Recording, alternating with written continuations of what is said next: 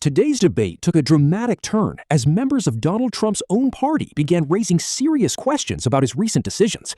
From the Iran deal to declining approval ratings, panelists revealed developments that left many viewers stunned. Is a growing divide emerging within the Republican Party? And who delivered the sharpest criticism during this heated discussion? Stay tuned, because what happened next grabbed everyone's attention. Okay, Jake, I will begin with you because this is your lane most of all. Tell me about the ways in which you're seeing Congress break off, potentially defy Donald Trump, and where it could be headed. I'll tell you this, and we can start here because it's probably the most newsworthy, but the number of Republicans, Katie, who are saying that this Iran MOU is such trash is stunning to me. I mean, I thought they would perhaps hold their fire until there's a final agreement. But we had Roger Wicker of Mississippi, the Senate Armed Services chairman, come out today and say that this deal would effectively erase any gains that Donald Trump won in his previous campaign against Iran. We have, just to take your pick, a bunch of different people across the Republican ideological spectrum, Ted Cruz, et cetera, saying that this deal is not worth the paper it's written on. And yesterday, President Trump said plainly, if other people have ballistic missiles, Iran should be able to have it. And he has no problem with Iran having a civilian nuclear program, something that, again, Republicans have been against for a very long time. But that's not it, Katie. I mean, you have a bunch of Republicans who are saying Bill Pulte, Trump's soon-to-be as of tomorrow, acting director of national intelligence, is not suited for the job. The president has, and then on small things, the president has pushed Congress to authorize FISA, the warrantless wiretapping law, for a short period of time. Congress has not done that. So we're just seeing, and I'll name one other thing, the anti-weaponization fund, which Republicans just rebelled against, although stopped short of putting that into law. But they rebelled against it, and they were very clear that they thought it was a waste of time and money. And the ballroom, I think a lot of people are uneasy with.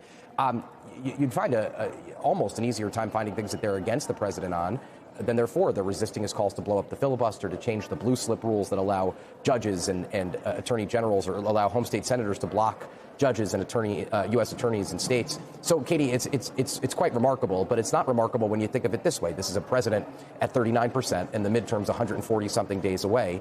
Republicans are in a position to lose. They know that, and they don't want to be saddled with a president with, below 40% approval rating. 37% according to the most recent Times poll, 33% I believe on the economy according to, I think, a poll come out today. So yeah, terrible numbers. Jen, you had just left the State Department when the JCPOA was finalized. You were working at the White House at that time.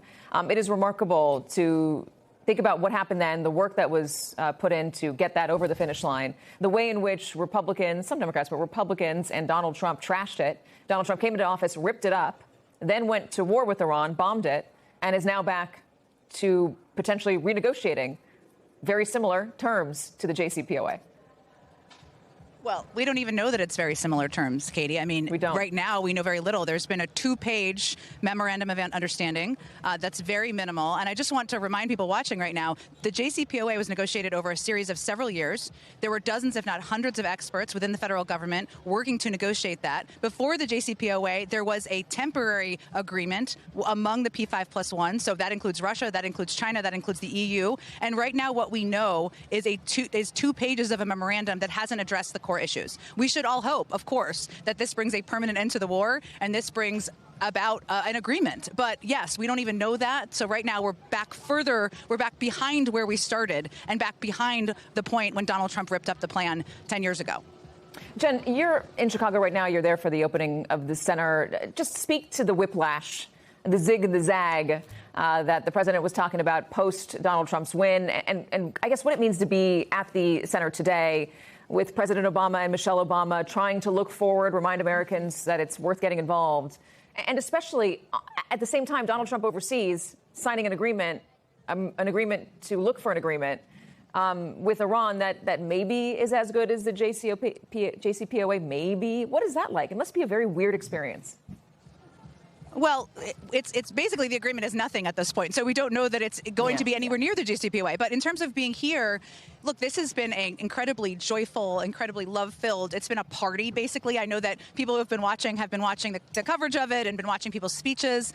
And implicit, though, in what former President Obama said, there was definitely implicit critiques of Donald Trump, attacks on Donald Trump, as much as it wasn't overt. But it was also a reminder to people, to your point, about not being nostalgic for the past, not living and sitting in the past, really looking to the future and the power that people have to make change happen. So there is quite a whiplash, because I think so many people who are here were a part of his election, Barack Obama's election, and now they've been sitting in this world that feels so different and unfamiliar and unrecognizable from that world we all lived in politics that long ago. But what he was telling people to is to look forward. And I will tell you, maybe you already mentioned this, there were so many people who may run for president who were here sitting in this audience today too, and that's also quite telling. But that's, I think, for people watching, what they should be thinking about. Yeah, you had Kamala Harris, you had Gavin Newsom, you had J.B. Pritzker, a number of others as well.